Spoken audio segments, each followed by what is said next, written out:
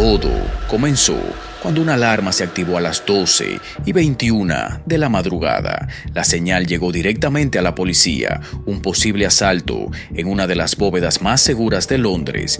Durante unos segundos, todo dependía de esa alerta, pero fue clasificada, archivada y luego ignorada. Mientras tanto, en el sótano del número 88 de Hatton Garden, 5 hombres de entre 60 y 76 años perforaban medio metro de hormigón armado con una máquina industrial de 35 kilos. No eran jóvenes ni particularmente ágiles, y algunos apenas podían subir escaleras sin quedarse sin aire. Uno tenía cáncer, otro dependía de insulina diaria y otro caminaba con prótesis de cadera. Sus cuerpos estaban desgastados por el tiempo, por enfermedades y por décadas de excesos, pero esa noche no eran ancianos, eran especialistas. Durante horas, el rugido constante de la perforadora atravesó el concreto que protegía las cajas de seguridad de Hatton Garden Safe Deposit, una fortaleza subterránea donde más de 300 joyeros guardaban diamantes, oro y fortunas imposibles de rastrear. Afuera, Londres dormía con la tranquilidad de un fin de semana largo. Adentro, el polvo se acumulaba en el aire y la pared comenzaba a ceder milímetro a milímetro. Lo que estaba ocurriendo no era un simple robo, era el golpe más audaz del Reino Unido en décadas, ejecutado por hombres que en teoría ya deberían estar jubilados. Esta es la historia del robo de Hatton Garden, el último gran golpe de la vieja escuela criminal y el error que demostró que el mundo había cambiado, aunque ellos no.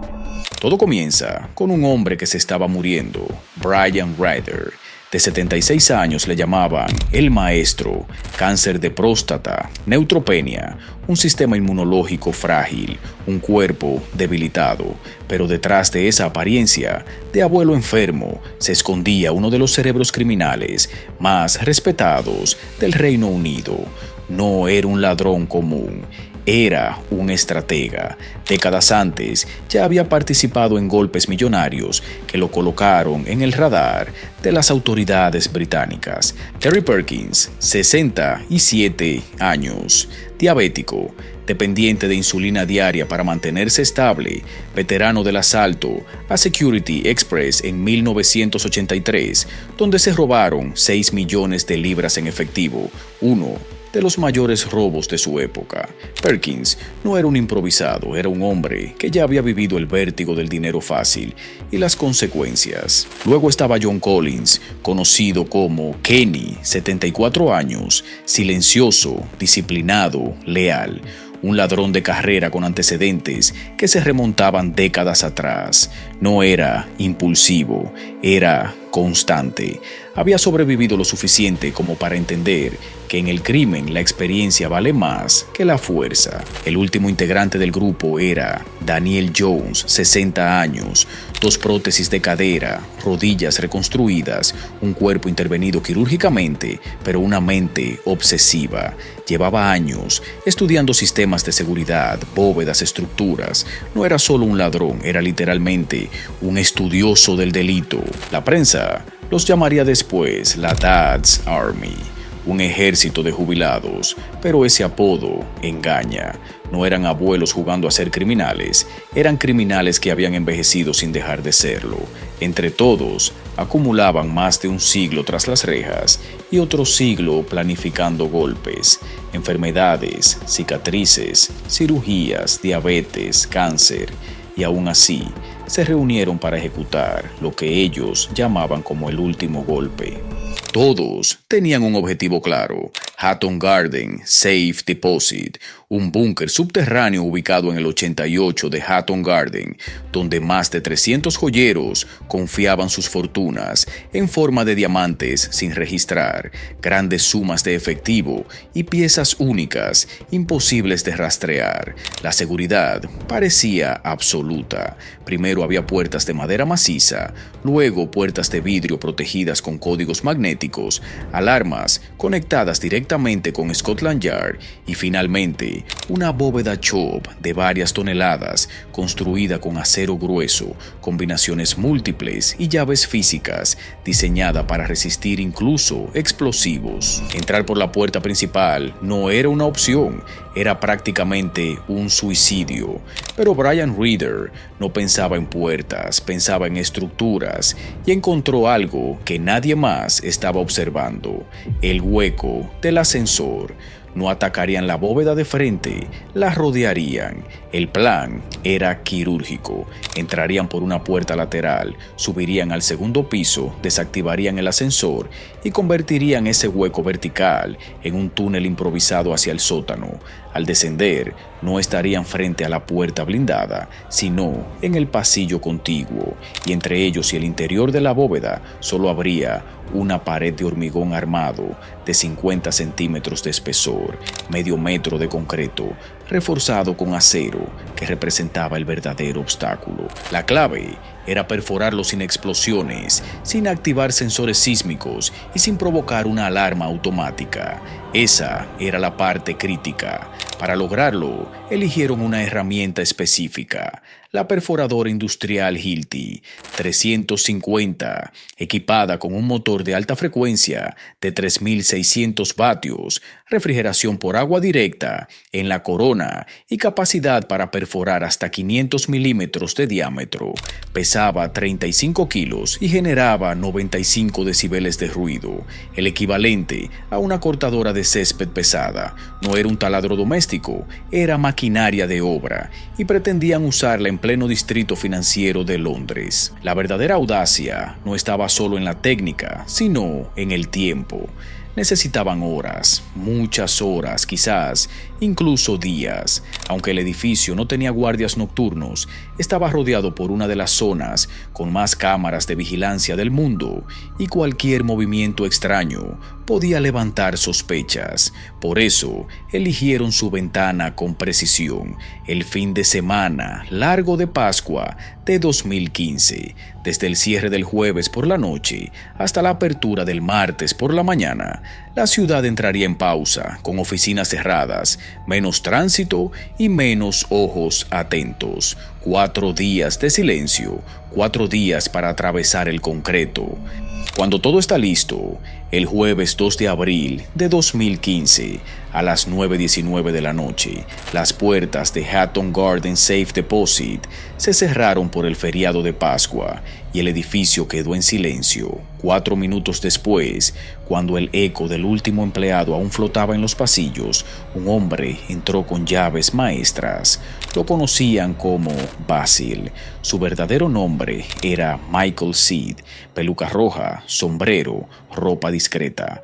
No parecía un criminal, sino un técnico, pero era el cerebro electrónico del grupo. Se movió con precisión, revisando panel por panel, sensor por sensor, desactivando alarmas y manipulando las cámaras de seguridad. Cada segundo dentro del edificio aumentaba el riesgo. Cuando dio la señal de vía libre, el silencio de la calle se rompió con la llegada de una Ford Transit blanca frente al número 88. De la furgoneta bajaron Brian Reader, Terry Perkins, Daniel Jones y John Collins, chalecos reflectantes, cascos y la palabra gas en la espalda.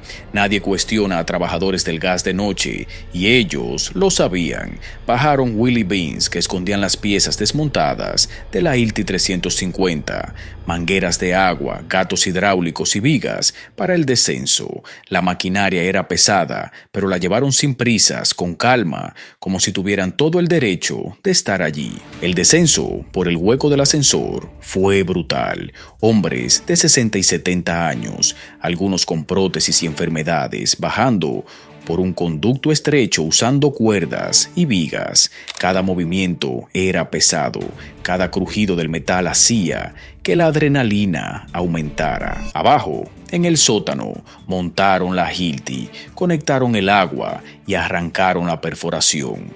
El rugido de la máquina llenó el espacio. Era un sonido constante, ininterrumpido, y mantenía la adrenalina al máximo. Durante horas, perforaron 3 agujeros en la pared de 50 centímetros de hormigón. Cada varilla de acero que cortaban aumentaba la tensión. A las 12:21 del viernes se activó una alarma. Se congelaron. Afuera, un coche patrulla pasó por la zona. Las luces azules parpadeaban. Por un error en el sistema de despacho de Scotland Yard, la alerta fue mal clasificada y los agentes se marcharon. Ellos siguieron trabajando. Cuando atravesaron el concreto, apareció un obstáculo inesperado, un enorme armario metálico anclado al suelo y al techo. Intentaron forzarlo con un gato hidráulico Clark de 10 toneladas. El metal crujió, pero no cedió. El gato se rompió. El golpe fue devastador, medio metro de hormigón, para estrellarse contra otro muro. Casi a las 8 de la mañana, exhaustos y cubiertos de polvo, se retiraron a las 8:05, dejando herramientas atrás. El viernes y el sábado fueron días de tensión constante. Reader empezó a dudar y decidió apartarse. Carl Wood también abandonó, pero Perkins y Jones no aceptaban rendirse. El sábado por la mañana, Jones y Collins compraron un nuevo equipo hidráulico, más potente, más resistente. Esa noche, a las 11:17, regresaron al edificio con menos hombres, pero con la adrenalina intacta. Reinstalaron el equipo, volvieron a descender, y esta vez el armario cedió lo suficiente. Crearon una brecha estrecha, sucia y oscura. Jones y Basil se deslizaron al otro lado. Dentro de la bóveda, el aire era pesado y el suelo estaba cubierto de escombros, filas interminables de cajas metálicas alineadas ante ellos. Durante 6 horas, destrozaron 73 de las 996 cajas de seguridad. Cada golpe mantenía la adrenalina al máximo, el ritmo constante, sin margen para errores. Bolsas de diamantes sueltos, zafiros, lingotes de oro, relojes Rolex y fajos de billetes aparecían entre los escombros. Llenaron los Willy Beans hasta el borde, los arrastraron y subieron nuevamente por el hueco del ascensor, pieza por pieza. A las 6:10 del domingo de Pascua, abandonaron el edificio. Las calles estaban vacías, la ciudad dormía y ellos creían haber ganado. La adrenalina aún corría por sus venas mientras el polvo flotaba en el aire, recordando lo cerca que habían estado de ser atrapados. Durante las semanas de vigilancia, encontraron el error, el cual no fue técnico, fue humano. John Collins utilizó su distintivo Mercedes E200, blanco con techo negro, en una zona saturada de cámaras, y la Flying Squad logró identificar el vehículo en los momentos clave. Al rastrear la matrícula, llegaron directamente a él. En lugar de arrestarlos de inmediato, la policía inició una vigilancia secreta llamada Operación Spire. Durante semanas, monitorearon cada reunión, cada conversación y cada movimiento del grupo. Colocaron cámaras ocultas en los puntos donde se reunían e instalaron micrófonos ocultos en el coche de Terry Perkins. Captaron conversaciones incriminatorias sobre el reparto del botín y cómo fundir el oro. Incluso Brian Reader dejó un rastro digital al usar su Oyster Card, la tarjeta de transporte público, para llegar a Hatton Garden. La vieja escuela había ejecutado el golpe, pero el mundo moderno, lleno de cámaras y registros electrónicos, terminó cerrando el cerco. La caída de Brian Reader no tuvo nada de espectacular. No hubo persecuciones ni disparos. Los agentes de la Flying Squad entraron a su casa al amanecer y lo encontraron sentado, tranquilo, como un anciano más. El hombre que durante décadas burló a la ley no opuso resistencia, simplemente entendió que todo había terminado. Al mismo tiempo, el resto de la banda fue arrestado en sus hogares. En total, 9 personas cayeron. En los registros aparecieron maletas llenas de joyas y oro. Daniel Jones intentó negociar, ofreciendo revelar dónde escondía su parte del botín en un cementerio, sin saber que la policía ya lo había descubierto. abierto. El juicio en el Woolwich Crown Court mostró a hombres envejecidos enfrentando las consecuencias de sus decisiones. En 2016, los principales implicados recibieron condenas de alrededor de 7 años de prisión, mientras Reader fue sentenciado a más de 6 años tras retrasarse su caso por problemas de salud. El final fue amargo. Terry Perkins murió en prisión en febrero de 2018, cumpliendo la profecía que había dejado grabada para la policía: si no tomo insulina durante 3 días, me sacarán de aquí en un contenedor de basura. Brian Reader fue liberado por motivos compasivos en 2018 y murió en 2023, dejando una leyenda empañada y una deuda millonaria con el Estado que nunca se pagó. El robo fue romantizado como la hazaña de unos abuelos rebeldes, pero la realidad fue distinta. Robaron más de 4,3 millones de libras, 10 millones en diamantes y millones en oro que desaparecieron para siempre. Los verdaderos afectados fueron los joyeros, que perdieron sus negocios y ahorros, quedando muchos de ellos literalmente en la ruina. El golpe de Hatton Garden marcó el final de una era. La vieja escuela logró ejecutar el plan, pero no pudo escapar a un mundo dominado por cámaras, registros digitales y vigilancia constante. Al final, el tiempo fue la única bóveda que ninguno de ellos pudo perforar. Si te fascinan los casos de robos, engaños y estafas, te recomiendo ver nuestro video sobre el robo al Banco Río en Argentina, probablemente el golpe más audaz que escucharás.